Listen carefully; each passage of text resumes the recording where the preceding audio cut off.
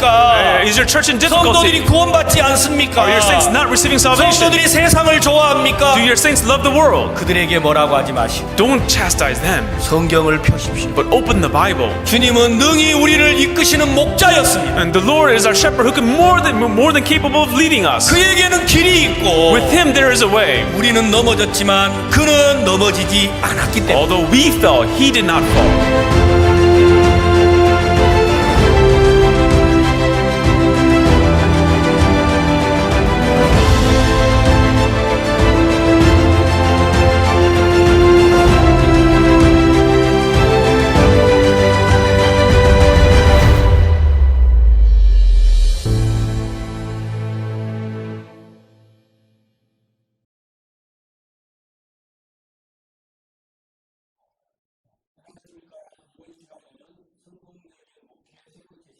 सभी को जय मसीह की। आज हमारा सफल सेवकाई की तीसरी कक्षा है।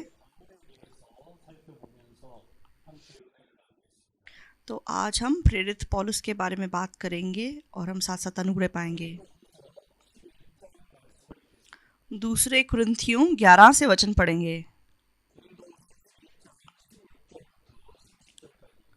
दूसरे कुरिन्थियों 11 का 16 से लेके 30 तक पढ़ेंगे।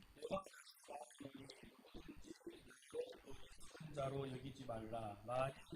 그러하더라도 나로 조금 자랑하게 어리석은 자로 मैं फिर कहता हूँ, कोई मुझे मूर्ख न समझे, नहीं तो मूर्ख ही समझकर मेरी सह लो, ताकि थोड़ा सा मैं भी घमंड कर सकूं।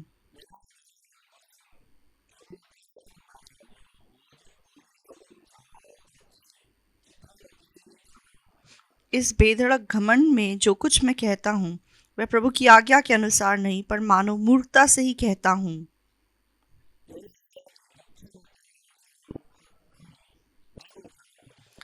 जबकि बहुत से लोग शरीर के अनुसार घमंड करते हैं, तो मैं भी घमंड करूँगा।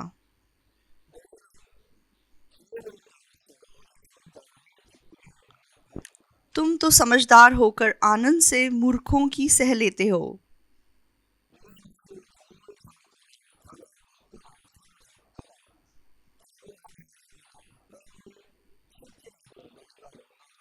क्योंकि जब तुम्हें कोई दास बना लेता है या खा जाता है या फंसा लेता है या अपने आप को बड़ा बनाता है या तुम्हारे मुंह पर थप्पड़ मारता है, तो तुम सह लेते हो।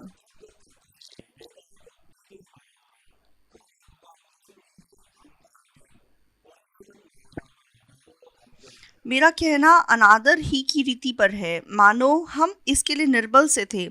परंतु जिस किसी बात में कोई साहस करता है, मैं मूर्खता से कहता हूँ, तो मैं भी साहस करता हूँ।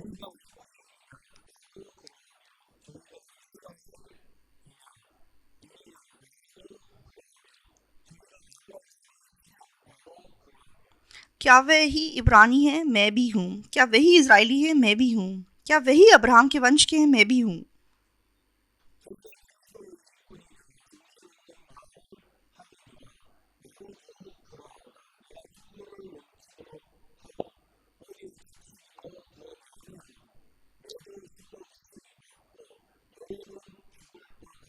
क्या वही मसीह के सेवक हैं? मैं पागल के समान कहता हूँ, मैं उनसे बढ़कर हूँ। अधिक परिश्रम करने में, बार बार कैद होने में, कोड़े खाने में, बार बार मृत्यु के जोखिमों में।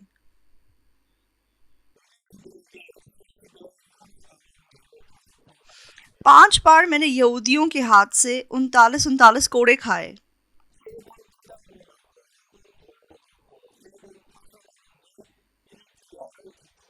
तीन बार मैंने बेते खाई। एक बार मुझ पर पथराव किया गया। 3 बार जहाज जिन पर मैं चढ़ा था टूट गए। एक रात दिन मैंने समुद्र में काटा।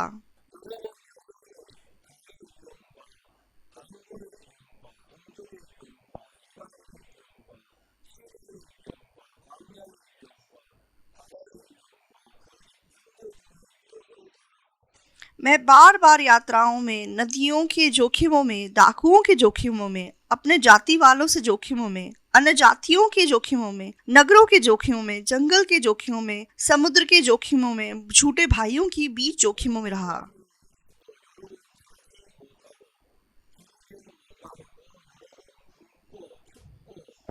परिश्रम और कष्ट में, बार बार जागते रहने में, भूख प्यास में, बार बार उपवास करने में, जाड़े में उघाड़े रहने में।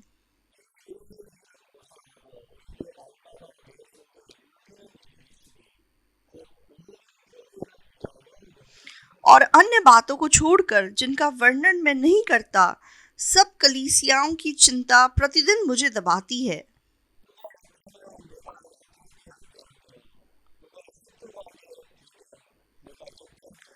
किसकी निर्बलता में मैं निर्बल नहीं होता, किसके ठोकर खाने से मेरा जी नहीं दुखता।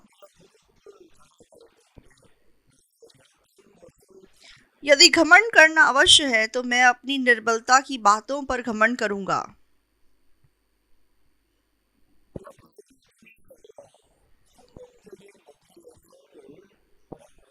तो इस समय हम पौलुस के जीवन के द्वारा सफल सेवकाई के जीवन को देखेंगे।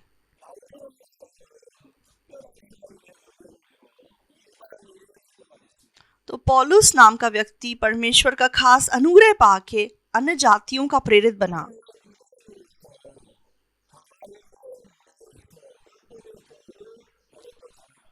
तो वो एक यहूदी होने के नाते गमालियल की शिक्षा में उसने यहूदियों की शिक्षा पाई थी।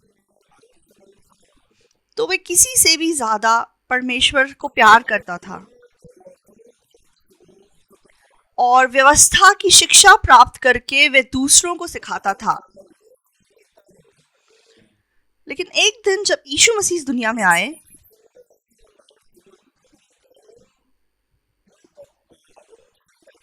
तो उन्होंने देखा कि यीशु मसीह जो शिक्षा देता था वो इन लोगों ने पाई व्यवस्था की शिक्षा से अलग थी। इसलिए बहुत सारे लोग यीशु मसीह का विरोध करने लगे। इस सदी में भी बिल्कुल इसी प्रकार है।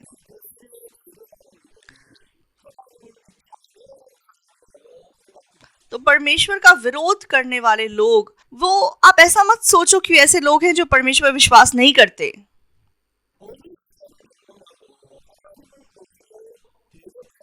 हर एक सदी में परमेश्वर का विरोध करने वाले जो लोग थे, वे सब ऐसे लोग हैं जो प्रभु को जानते हैं और उस पर विश्वास करते हैं। यीशु मसीह जब इस दुनिया में आया, यीशु को क्रूस पे किसने चढ़ाया? वो परमेश्वर पे विश्वास करने वाले लोग थे। वे आज भी इंतजार कर रहे हैं।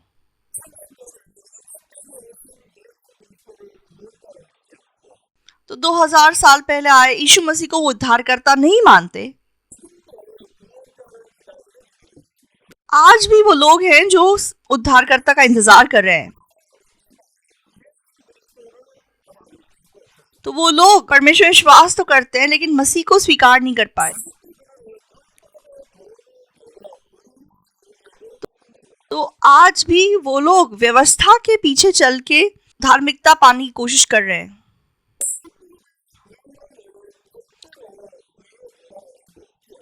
लेकिन व्यवस्था का पालन करके कोई धार्मिकता प्राप्त नहीं कर सकता।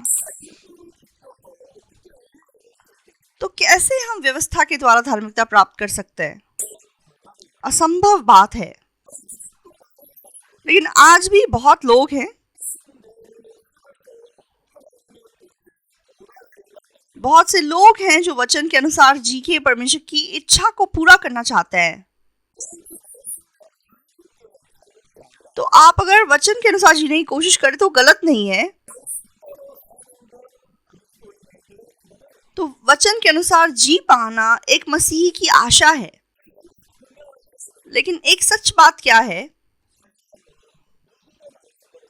मनुष्य कोई भी वचन के अनुसार नहीं जी सकता।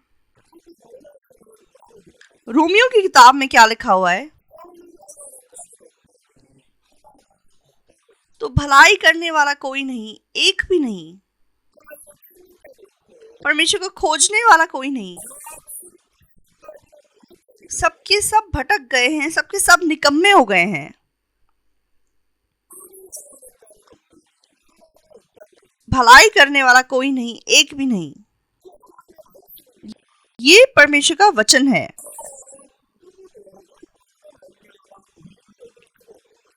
तो तो मनुष्य कोई भी व्यवस्था के अनुसार धार्मिकता प्राप्त नहीं कर सकता। लेकिन पौलुस जब यहूदिया में रहता था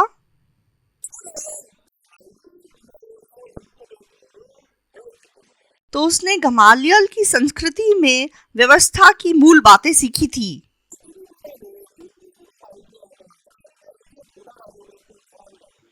तो वो किसी से भी ज्यादा सच में परमेश्वर की धार्मिकता को प्राप्त करने की कोशिश कर रहा था।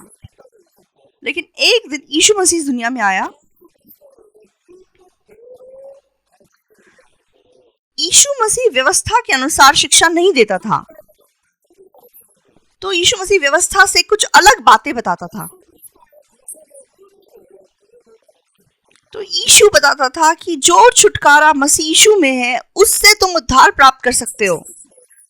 सब्त का दिन क्या है, व्यवस्था क्या है, तो ये सब मसीह की ओर अगुवाई करने वाले जरिए हैं।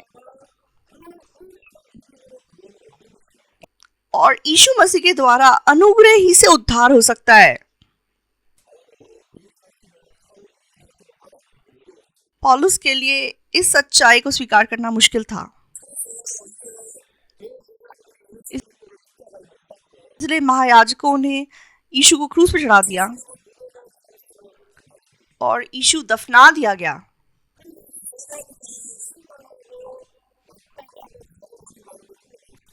और उसके बाद सारे चेले निराश हो गए, दुखी हो गए, परेशान हो गए। तो यीशु मसीह पतरस के पास गए और उनको अपनी भेड़ें चराने को कहा। तो तब से इन चेलों ने यीशु मसीह के बारे में बताना सबको शुरू किया। हाँ, यीशु जी उठा है। वो यीशु जिसे तुमने क्रूस पे चढ़ाया वो सच्चा उद्धार करता है। और बहुत लोग उन पे विश्वास करने लगे। लेकिन शाऊल ऐसे चेलों की बातों को समझ नहीं सका। ऐसा कैसे हो सकता है? मरा हुआ कैसे जिंदा हो सकता है? हमने साफ देखा है कि यीशु मर गया था और हमने उसे कब्र के अंदर भी रख दिया।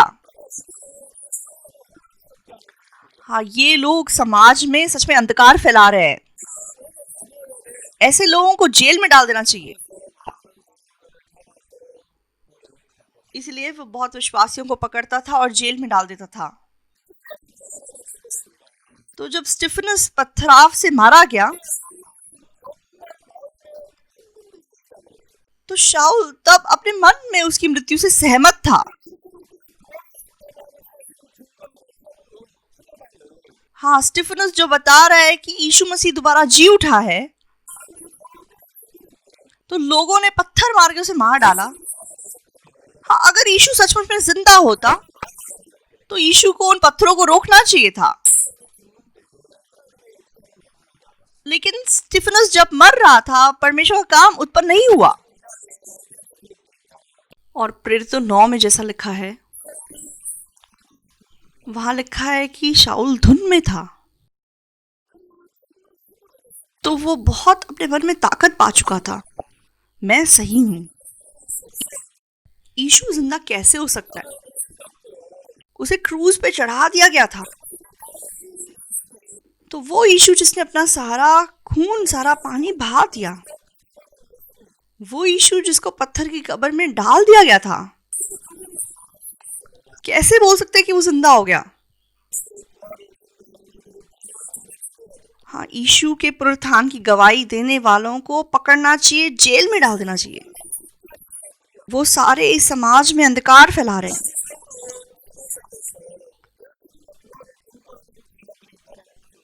तो इसीलिए शाऊल दमिश्क के निकट उसने सुना कि बहुत से लोग हैं जो यीशु के पुनरुत्थान की गवाही दे रहे हैं। तो वह इसलिए जा रहा था कि उनको पकड़ सके और उन्हें खींच के यरूशलेम ला सके। और दमिश्क जाते जाते उसे एक चमकदार रोशनी नजर आई और वो एकदम से गिर पड़ा। और तब उसने चिल्लाया, आप कौन हैं?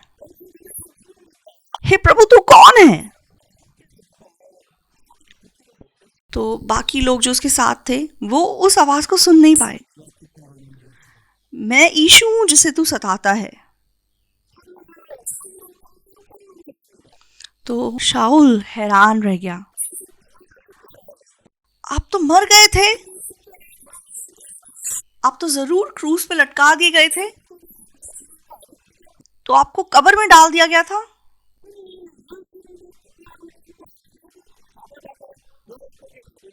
हाँ, यीशु के पुनरुत्थान की गवाही देने वालों को मैंने पकड़ के जेल में डाला है। हाँ, स्टीफनस को पत्थर मार के मार दिया गया है। तो आप सच में जिंदा हैं? तो इसका मतलब जो वो बोल रहे थे वो सच है?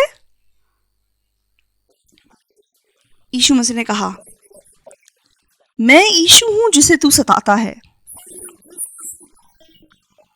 तो शाऊल ये बात सुन के हैरान रह गया।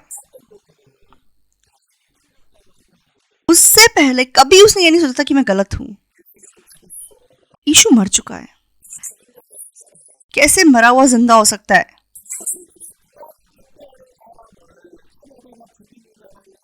यीशु मसीह के चेलों को जो उसकी गवाही देते थे उनको पकड़ के मारने वाला, जेल में डालने वाला शाऊल था।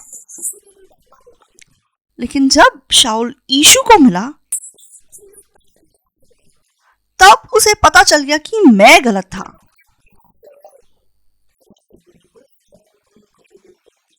तो तब उसने दमिश्क की ओर जाते हुए अपने कदमों को रोक दिया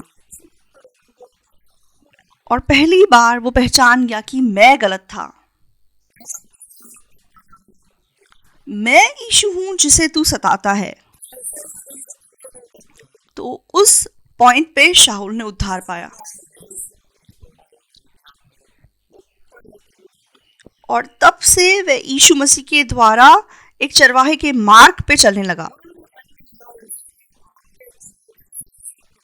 तो अगर आप शाऊल के मार्ग को ध्यान से देखेंगे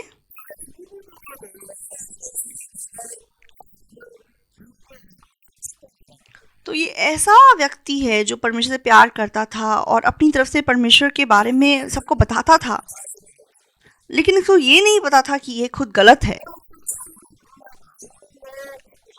परमेश्वर ने जब शाऊल को बुलाया और उसे पौलुस बना दिया,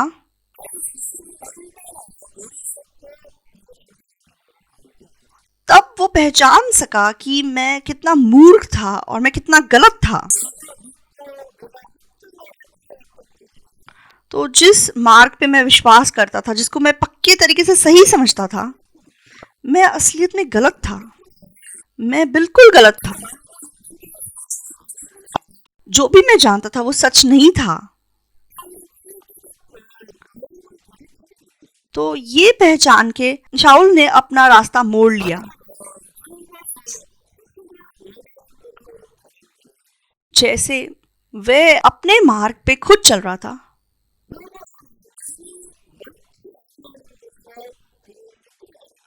तो जिस प्रकार पतरस को बताया गया था कि जब तू बूढ़ा हो जाएगा तो कोई और तेरी कमर बांध देगा और तुझे वहां ले जाएगा जहां तू नहीं जाना चाहेगा। तो जो सच्चे परमेश्वर के सेवक होते हैं उनके जीवन में एक पॉइंट होता है जब वे अपना जीवन में मुड़ जाते हैं, अपने आप पे विश्वास करने के जीवन से ये पहचान जाना कि मैं गलत था, मैं जो जानता था वो सही नहीं था। तो शाऊल ने जब इस सच्चाई को पहचान लिया तो उसे पता चला कि मैं खूनी था।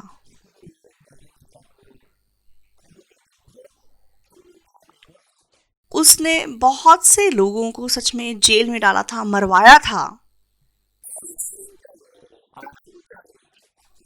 वो कहता है कि मैं खूनी हूं, मैं सच में सताने वाला हूं। तब तक वो सोचता था कि मैं परमेश्वर को प्यार करता हूं। तो वो सोचता था कि परमेश्वर के लिए मैंने अपने आप को बलिदान दिया है। लेकिन उस दिन वह खुद टूट के बिखर गया। मैं परमेश्वर को प्यार करने वाला नहीं हूं, मैं परमेश्वर को सताने वाला, उसके विरोध करने वाला इंसान हूं। हाँ, मैं परमेश्वर के विश्वासियों को मार डालने वाला व्यक्ति हूँ। उसे पता चल गया कि वो सबसे बड़ा पापी है। तो हम एक बार तिमुथियुस की किताब को देखेंगे। पहला तिमुथियुस 1:12 देखेंगे।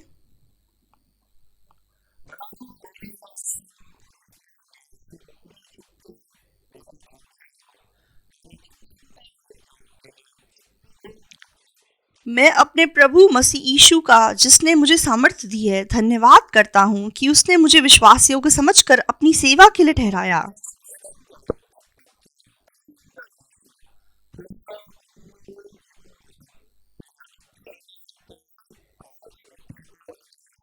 मैं तो पहले निंदा करने वाला और सताने वाला और अंधेर करने वाला था, तो अभी मुझ पर दया हुई, क्योंकि मैंने अविश्वास की दशा में बिन समझे बूझे ये काम किए थे। जब तक वो शाऊल था, वो यीशु में विश्वास नहीं करता था। चाहे वो परमेश्वर को मानता था, लेकिन वो यीशु मसीह में विश्वास नहीं करता था। तब तक वो कैसा इंसान था? निंदा करने वाला, सताने वाला, अंधेर करने वाला था।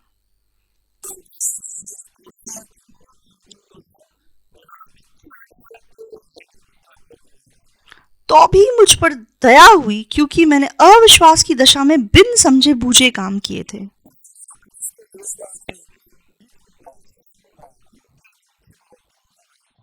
और हमारे प्रभु का अनुग्रह उस विश्वास और प्रेम के साथ जो मसीह यीशु में है, बहुतायत से हुआ।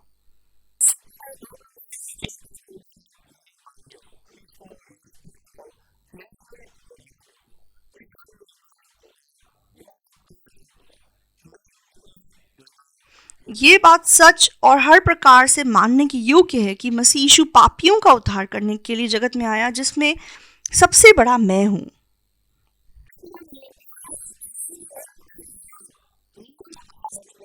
तो पौलुस पहचान गया कि वह कितना दुष्ट इंसान था। तो उसे पता चल गया कि मैं कितना बुरा इंसान था।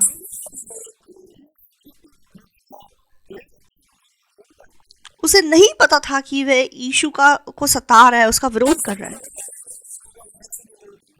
तो दमिश्क की ओर जाते हुए वो यीशु मसीह को मिला। तब उसने अपने आप को आविष्कार किया, मैं वो यीशु हूं जिसे तू सताता है।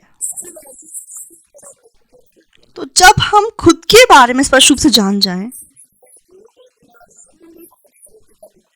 तो वो हम अपने विवेक के अनुसार या फिर अपनी सोच के अनुसार नहीं पहचान सकते। यीशु मसीह के द्वारा हमें अपनी खुद की ओर देखने की जरूरत है। शाऊल सोचता था कि वो सही है, लेकिन यीशु मसीह को मिलने के बाद उसे पता चल गया कि वो असलियत में गलत था। और वह शाऊल से पौलुस में बदल गया।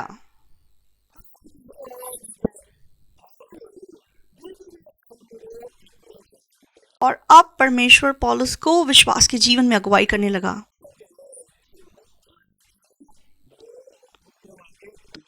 तो पौलुस के जीवन में उसके सेवकाई का मार्ग स्पष्ट रूप से दिखाया गया है।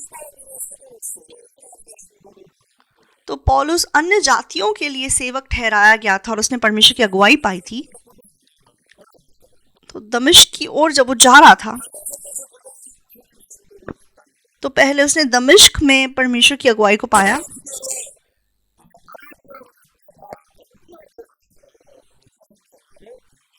और उसके बाद वो अरब को गया और उसके बाद अंतियोक गया। वहां पे उसने आत्मिक जीवन सीखा। और अंतियोक में उसने सुसमाचार के काम शुरू किए।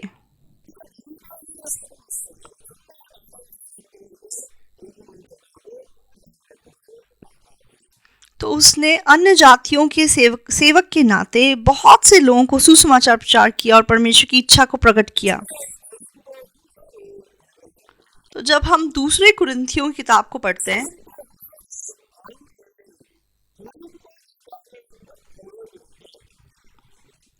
तो कुरिन्थ के एरिया में जो कलीसियाएं थी उनको वो पत्र लिखता है। तो कुरिन्थ की कलीसिया को जैसे आप जानते हैं वहां पे बहुत सारी समस्याएं थी।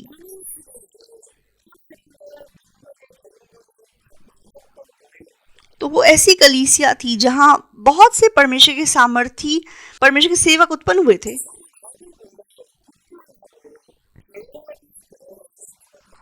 लेकिन वो आपस में बंट गए और ऐसा करके पाप उनकी कलीसिया में आ गया। तो पौलुस ने कुरिन्थ की कलीसिया की अगुवाई कैसे की? तो जब कलीसिया भ्रष्ट हो गई और दुनिया के मार्ग पे चलने लगी, जब पाप उस कलीसिया में मौका पा सका, तो तब पौलुस ने कैसे इस कलीसिया की अगुवाई की?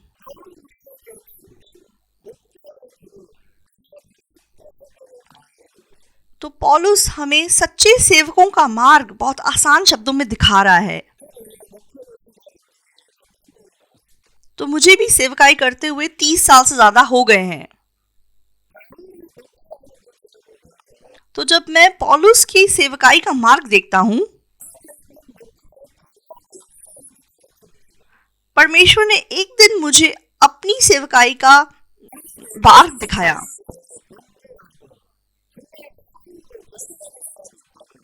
तो मान लो अगर मेरी कलीसिया में कोई ऐसा होता जो पाप करता या विरोध करता, तो मैंने अपने चर्च के मेंबर्स को कैसे अगुवाई किया होता? अरे आप क्यों ऐसा कर रहे हो? ऐसा मत करो, ये करना गलत है। मैंने सबसे पहले जरूर ऐसी बात की होती। लेकिन पौलुस ने क्या किया?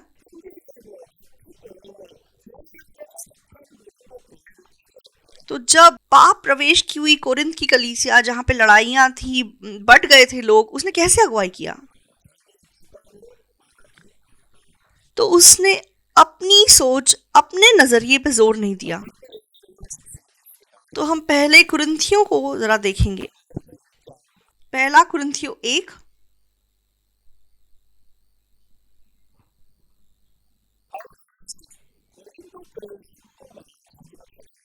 तो कोरिन्थ कलीसिया के कुछ लोग पौलुस के पास आए और पौलुस को वहां की परिस्थिति के बारे में पता चला।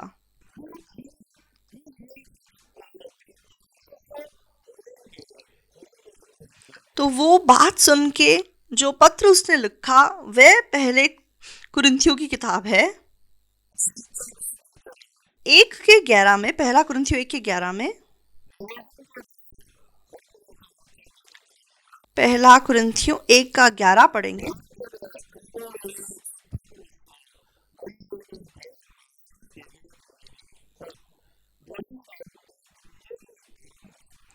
क्योंकि हे मेरे भाइयों, खलोए के घराने के लोगों ने मुझे तुम्हारे विषय में बताया है कि तुम में झगड़े हो रहे हैं।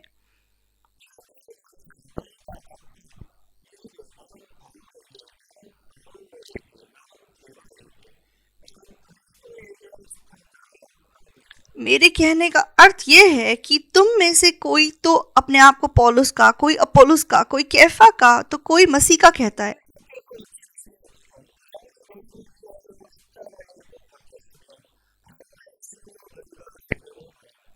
क्या मसीह बट गया है?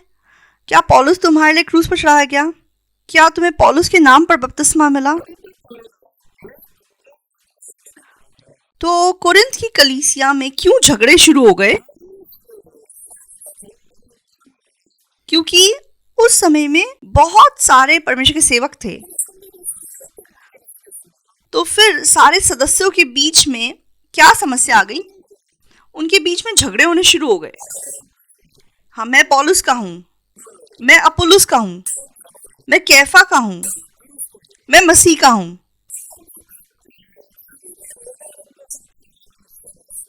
तो लोग अपने मन से जो उनको पसंद था उसके पीछे चलना शुरू हो गए। तो इसीलिए इस कलीसिया में झगड़े हुए बिना नहीं रह सकते थे। तो कलीसिया यीशु मसीह की देह है, तो कलीसिया से यीशु मसीह प्रकट होना चाहिए, लेकिन इंसान यहां प्रकट होने लग गया, इसीलिए वहां झगड़े शुरू हो गए। तो जब पौलुस को ये खबर मिली कि कोरिन्थ की कलीसिया में बहुत झगड़े उत्पन्न हो रहे हैं,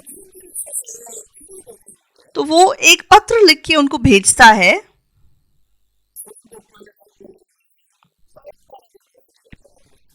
तो वो कहता है कि कोरिन्थ के भाइयों, मैंने सुना है कि आपके बीच में झगड़े हैं,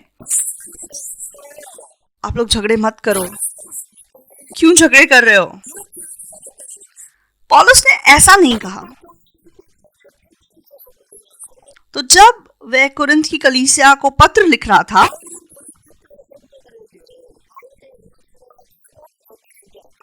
तो पौलुस उन्हें अपना मन, अपनी इच्छा या अपना दृढ़ संकल्प की बातें नहीं करता।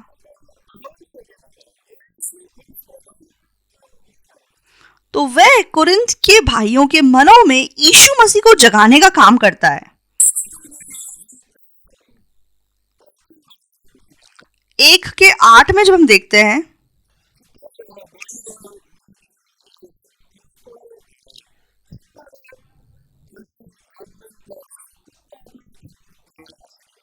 वह तुम्हें अंत तक दृढ़ भी करेगा कि तुम हमारे प्रभु यीशु मसीह के दिन में निर्दोष ठहरो। तो अभी कोरिन्थ की कलीसिया को डांट पड़ने के लिए बहुत सी बातें हैं, लेकिन पौलुस उनको क्या कहता है? क्यों लड़ाई कर रहे हो? क्यों आपस में झगड़े कर रहे हो? ऐसे मत करो। पौलुस ने ऐसी बात नहीं की। तो चाहे वो लोग झगड़े कर रहे हैं, आपस में बंट गए हैं,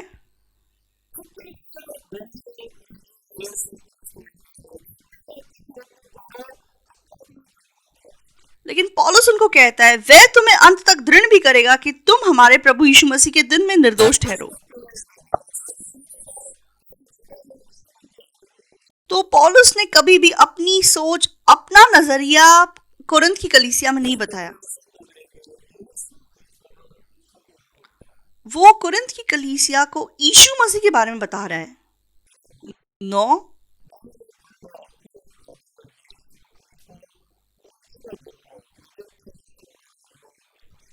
परमेश्वर सच्चा है, जिसने तुमको अपने पुत्र हमारे प्रभु यीशु मसीह की संगति में बुलाया है। तो हमने क्यों उद्धार पाया? तो परमेश्वर ने हमें इसलिए नहीं बुलाया कि तुम चंदा दो, बलिदान दो और कुछ काम करो।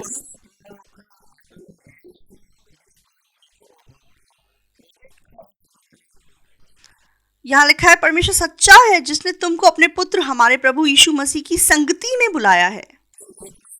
तो प्रभु ने क्यों हमें बुलाया है? संगति में बुलाया है।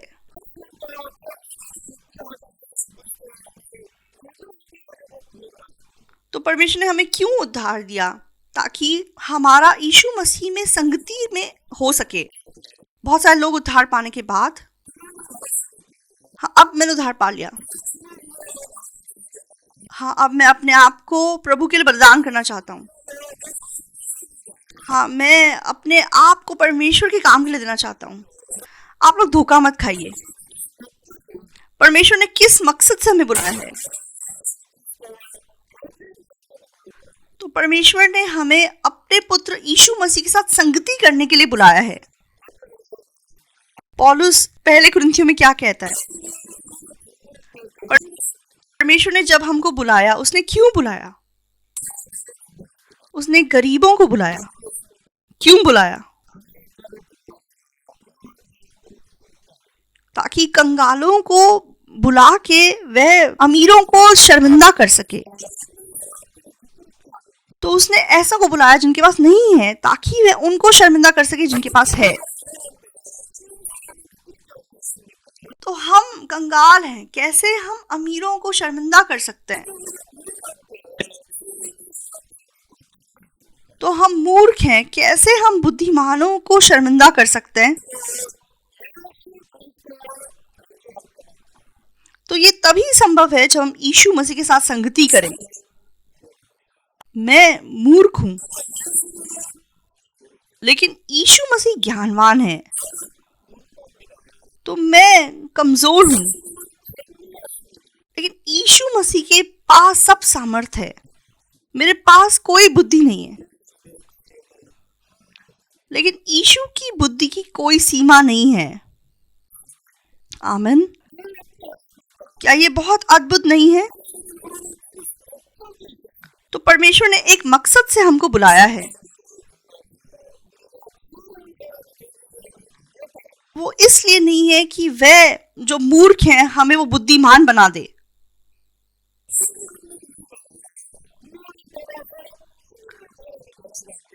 तो इसलिए नहीं कि हम जो कमजोर हैं उद्धार पाने के बाद हम सामर्थी बन जाएं।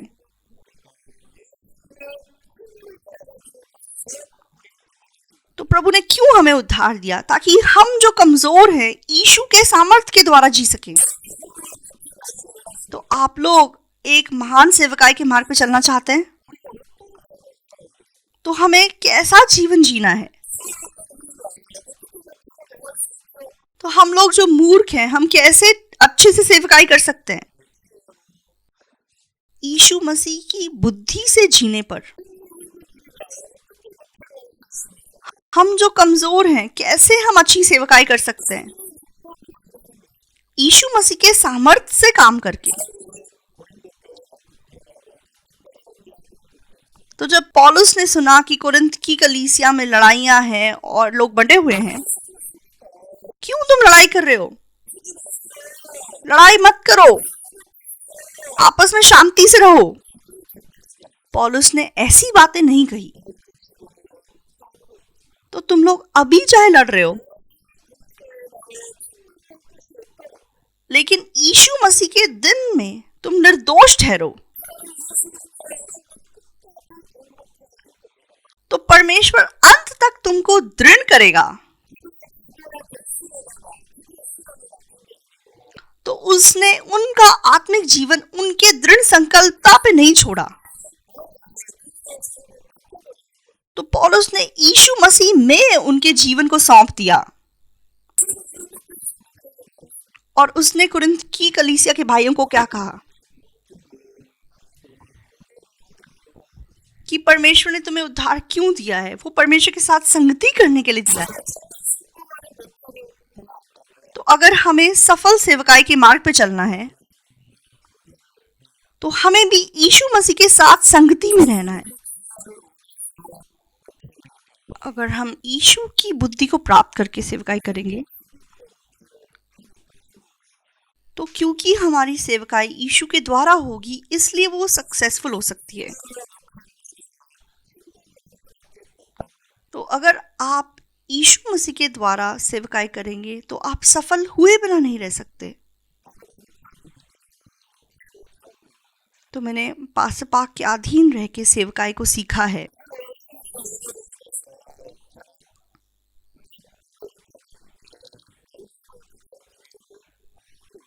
तो मैंने परमेश्वर का अनुग्रह प्राप्त करके दक्षिण अमेरिका में बहुत बार जाके वचन प्रचार किया है। तो एक दिन पास्टर पाक ने मुझसे ऐसा प्रश्न किया, इमिंचल पास्टर, आपको देख के मुझे बहुत बार बहुत गुस्सा आता है। मैं चाहता हूं कि आप पहचान सकें कि आप कितने महान इंसान हैं। तो मैं माफी चाहता हूं ऐसा कहते हुए। तो मैं कभी ये विश्वास नहीं कर पाया था कि मैं महान हूं, इसलिए मैं जवाब नहीं दे पाया। तो मैं सर झुका के बैठा हुआ था। तो उन्होंने दोबारा मुझसे कहा, मैं चाहता हूं इमिंचल पास्टर आप जान सको कि आप कितने महान इंसान हैं। तो मैं आप लोगों की तरह ज्यादा पढ़ा लिखा नहीं हूं, इसलिए मैंने कभी ऐसा नहीं सोचा कि मैं महान हूं। इसलिए दूसरी बार मैं भी उनको जवाब नहीं दे पाया। तो तीसरी बार पास्टर ने क्या कहा,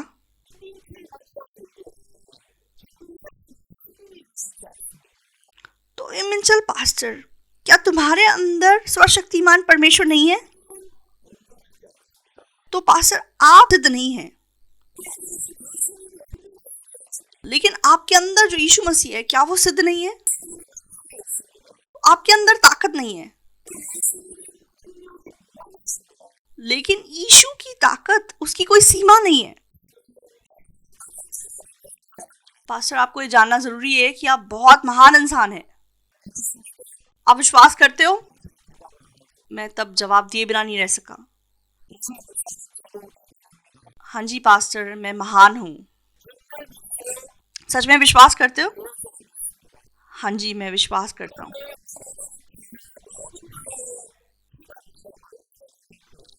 तो दक्षिण अमेरिका के जितने देशों में आप जाके प्रचार करते हैं, तो उन देशों के प्रधानमंत्रियों को मिलिए और उनको बोलिए कि आपको उस देश का एम्बेसडर बनाए। तो मैं बहुत हैरान हो गया, मैं पास्टर हूँ, तो पास्टर को क्यों एम्बेसडर बनना है?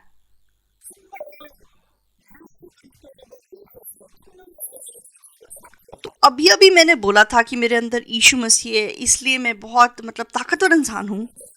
लेकिन जब पास्टर ने मुझे बोला कि तुम जाओ और एम्बेसडर बनो, तो मैं दोबारा से उस बात पर विश्वास नहीं कर सका। मैं कैसे एम्बेसडर बन सकता हूँ?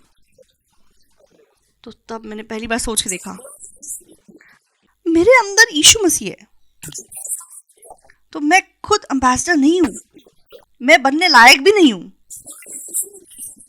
लेकिन मेरे अंदर क्योंकि यीशु मसीह है, तो मैं देशों के राष्ट्रपतियों को मिलूंगा और उनको बोलूंगा कि मुझे एम्बेसडर बनाओ। मैं बहुत सालों से कोलंबिया में जो विरोध करने वाले ग्रुप हैं, उनको शिक्षा देने का काम कर रहा हूँ। तो मैं कोलंबिया के राष्ट्रपति के सेक्रेटरी के पास गया और मैंने कहा कि मैं कोरिया से आया पास्टर हूँ, तो मैं कोलंबिया के जवान लोगों के लिए काम करना चाहता हूँ। तो मैं बाइबल के द्वारा उन्हें माइंड एजुकेशन देना चाहता हूँ। तो उन्होंने कहा, हाँ आप करिए, इसलिए आप मुझे इस देश का एम्बेसडर बना दो। तो उन्होंने बोला आप जाओ। तो मैं भी वापस आते आते हंस रहा था, मैं कैसे एम्बेसडर बन सकता हूँ? लेकिन मेरे अंदर परमेश्वर के सेवक की बताई हुई बात थी।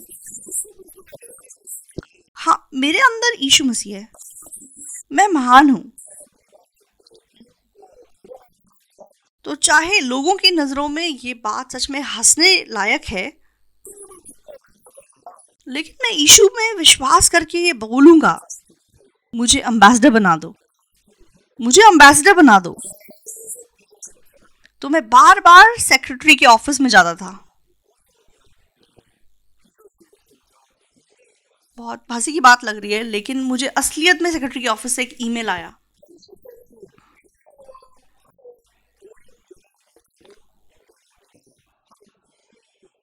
तो मुझे एक चिट्ठी आई कि आपको शांति और शिक्षा के लिए एक एम्बेसडर नियुक्त किया जाता है।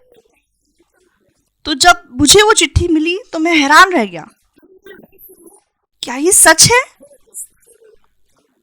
मुझे स्पेनिश भाषा नहीं आती है। तो मेरे साथ जो मिशनरी थे, उस चिट्ठी को देख के वो हैरान रह गए।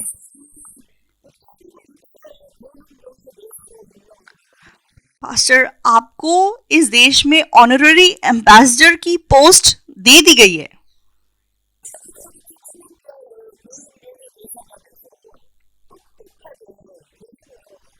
तो तब से मुझे ये शिक्षा के लिए एक ऑनररी एम्बेसडर का पोस्ट दे दिया गया है, इसलिए मैं हियाव से उस देश में जाके शिक्षा देता हूँ। तो कौन मुझे एम्बेसडर बोल सकता है? एक व्यक्ति मुझे ऐसा नहीं सोचेगा। लेकिन परमेश्वर ने ऐसा कर दिया।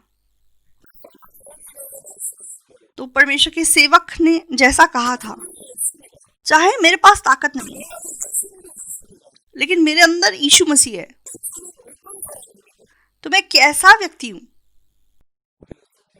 तो हमें चुनने की जरूरत है। या हम अपने आप की ओर देख के बोले, या फिर हम अपने अंदर यीशु मसीह को देखकर बोलें। तो बहुत लोग बोलते हैं, क्या हम पूछे आपके अंदर पाप है, तो वो ये नहीं बोल पाते कि मेरे अंदर पाप नहीं है। क्यों? क्योंकि वो खुद की ओर देख रहे हैं। अगर वो अपने अंदर यीशु मसीह को देखेंगे, हाँ मैं गंदा इंसान हूं लेकिन मैं सिद्ध हूं, यीशु मसीह ने ऐसा कर दिया है। क्या ये विश्वास नहीं है? तो पौलुस चाहता था कि कुरिन्थ की कलीसिया के लोग ये विश्वास रख सके।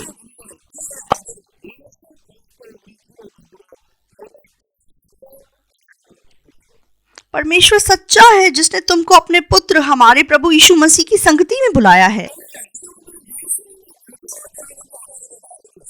तो परमेश्वर का मकसद आपको यीशु मसीह की संगति में रखना है। 26 में देखिए,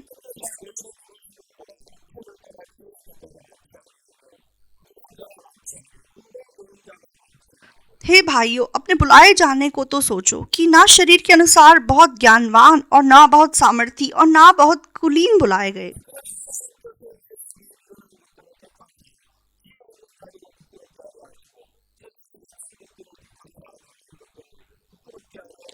परंतु परमेश्वर ने जगत के मूर्खों को चुन लिया है कि ज्ञानवानों को लज्जित करे, और परमेश्वर ने जगत के निर्बलों को चुन लिया है कि बलवानों को लज्जित करे।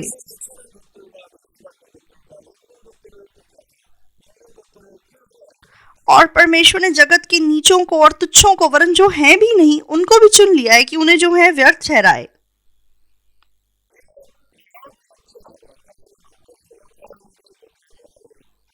ताकि कोई प्राणी परमेश्वर के सामने घमंड ना करने पाए।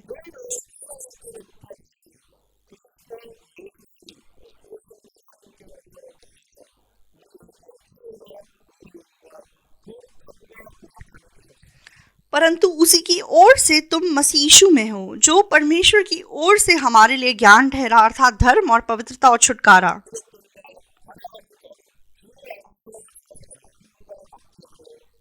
ताकि जैसा लिखा है वैसे ही हो, जो घमंड करे वह प्रभु में घमंड करे।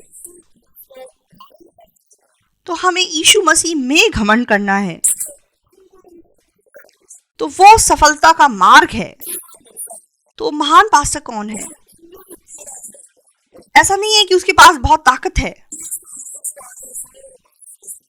वो ऐसा व्यक्ति है जो मसीह यीशु में बात करता है, यीशु मसीह के पीछे चल के बात करता है। तो वो ताकत से भरा हुआ सेवक बन जाता है। तो पौलुस दूसरे कुरिन्थियों में क्या लिखता है कि एक बात है जिसमें मैं घमंड करना चाहता हूं। तो पौलुस कहता है कि वह अपनी निर्बलताओं की बातों में घमंड करता है। तो आज हमने दूसरा कुरिन्थियों 11 पढ़ा।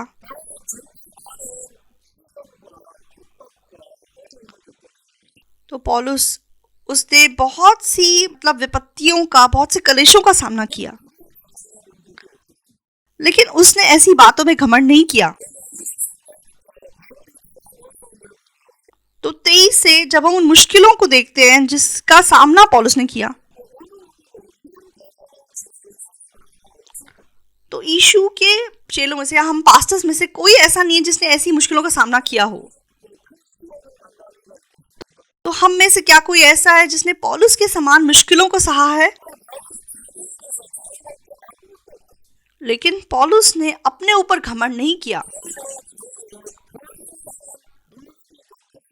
दूसरी ओर पौलुस कलीसियाओं की चिंता करके रहता था।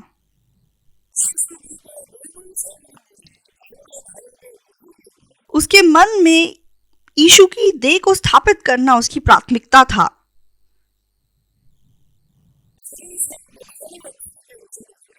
तो अपने आप को स्थापित करना उसकी प्राथमिकता नहीं थी।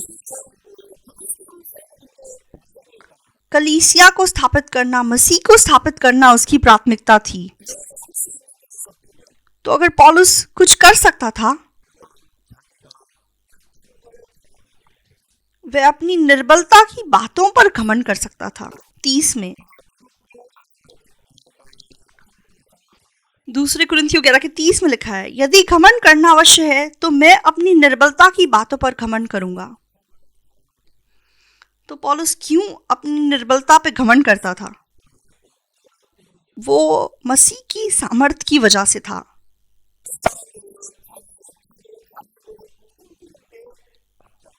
तो बहुत से लोग अपनी निर्बलताओं को छिपाते हैं, ढांपते हैं।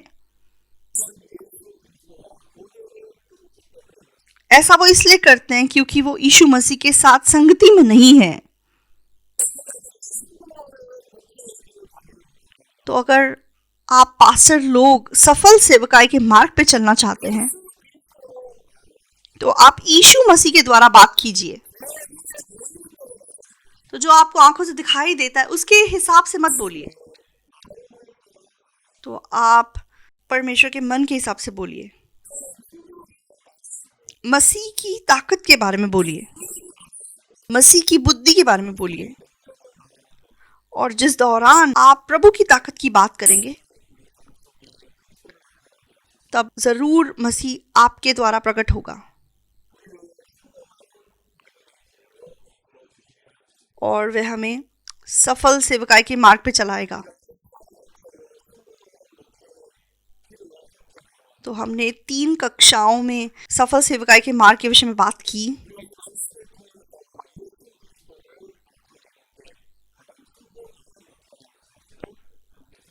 तो हम देख सकते हैं कि किसी और चीज़ से ज़्यादा मसीह को स्थापित करना सफल सेवकाई का मार्ग है। इसके साथ हम अपना तीसरी कक्षा ख़त्म करेंगे। धन्यवाद।